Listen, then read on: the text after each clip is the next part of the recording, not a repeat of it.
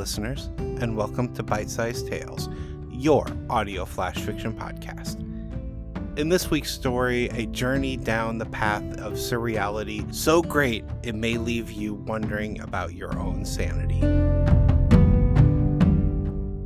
Banana Pudding and Listening Devices. Written and read by Wayne Cole.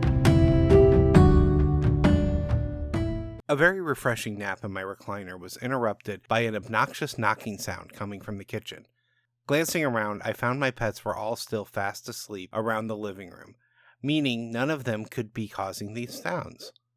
With a groan, I pulled myself to my feet and tossed my nice comfy throw blanket to the side. I could hear my knee popping as I stood, but found there was surprisingly less pain than usual from it. Happy I had something positive to focus on, I made my way into the kitchen. The knocking sound was clearly coming from the refrigerator. I opened the refrigerator door and had to step back as a young blonde woman crawled out from the second shelf. She looked to be in her mid-20s and extremely flexible. Glancing back, the items on the second shelf had been pushed to the side, but were all still there, and no matter how flexible, there was not room for a grown woman to fit on the shelf. "Oh, banana pudding," she said, as she reached back into the shelf she had crawled from to pull out a pudding cup. "Hey, can I get a spoon for this?" When I did not immediately reply, she started rifling through my cabinet drawers until she found the utensil. "Never mind, I got it."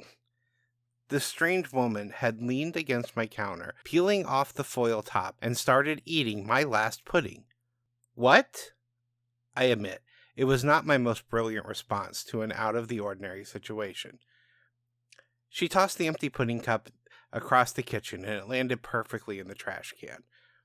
Her voice was a bit muffled because the spoon was still hanging out of it when she started talking again. Such a broad question.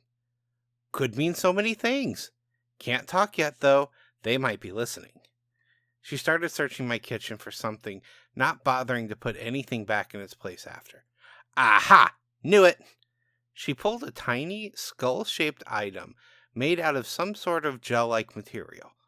Setting it on the counter, she started bashing the skull with a large, pointed rock. I didn't see where she got the rock, but I knew I didn't have any in my kitchen. Her hands were empty one moment and holding a rock in the very next. As the gel shredded under the assault, I saw a tiny circuit board underneath it. She pulled out 2 micro SD cards from the board and held them out to me. "Here, hold these. Figured you might want to see what's on them. What they recorded, you know?" Once I'd taken them, she bashed the circuit boards, making sure to hit every microchip on it. "Gotta make sure we destroy the memory chips. They're all better. Now we can talk. So, what were you saying?" "Who are you?" I asked. It was a better question, but it didn't quite encapsulate my confusion. "Oh, I'm Michelle. But no, that wasn't what you asked. What was it? What could you have possibly asked? Oh yeah, you asked what? Sorry.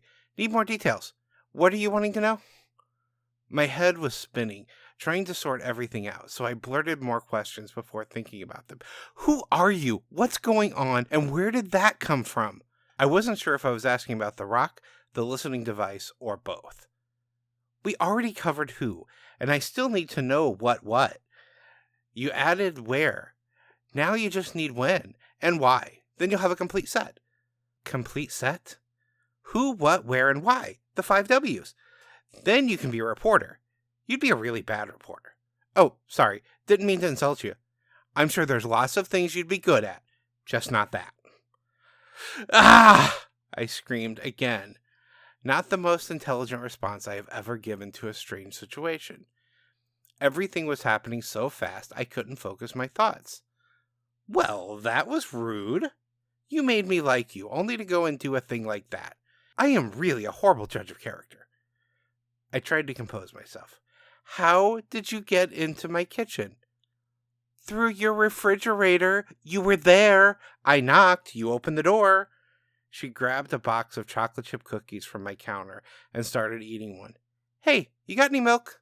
She walked over to my refrigerator, opened the door, pulled out a nearly empty gallon of milk. After making a show of checking the expiration date and shrugging her shoulders, she grabbed a coffee mug from the cabinet and filled it up. Again, she leaned on the counter, this time dipping a chocolate chip cookie in her mug of milk. That's more like it. I've gone insane. I've had a nervous breakdown and lost my mind. Oh, insane isn't so bad. It's actually kind of fun. Embrace the crazy. That's what I always say. She dumped the leftover milk down the sink and set the mug down. Are you just going to leave that there? It needs to be rinsed out and put in the dishwasher. With everything that was happening, I don't know why that was my last straw, but it was. There's a way things are supposed to be done, and she wasn't doing it. Oh my, now who's the rude one? Me, I reckon. Sorry about that. She rinsed out the mug and put it in the dishwasher like I had asked. There, all better? Thank you. Now, why are you in my kitchen? Well, because that's where your refrigerator is. Also where that listening device was.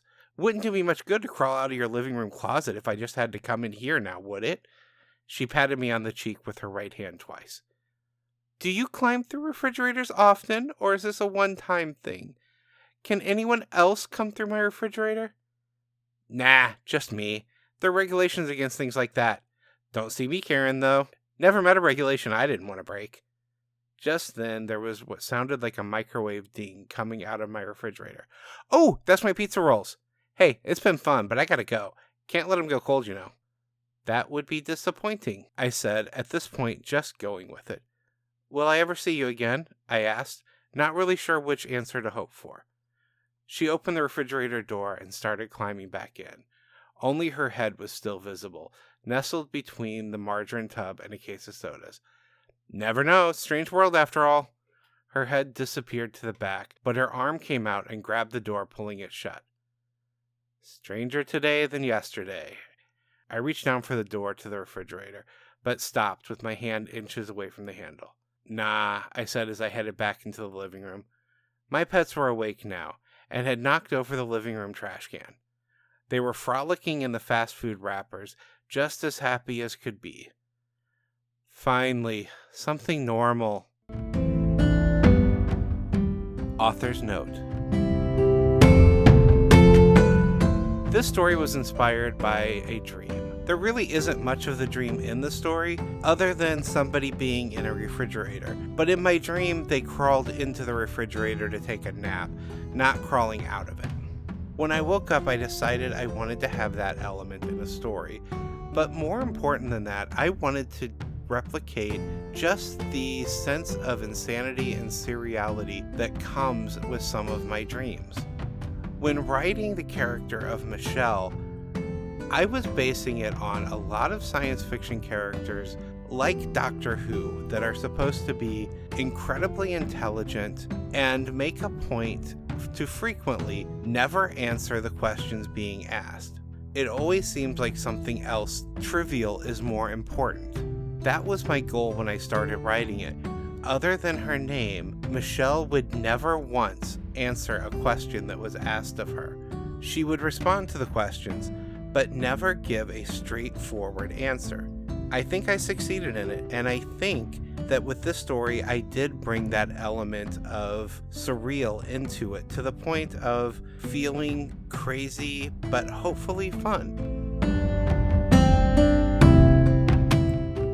This chapter of Bite-Sized Tales has been brought to you under a Creative Commons Attribution, Non-Commercial, No Derivatives 4.0 International License.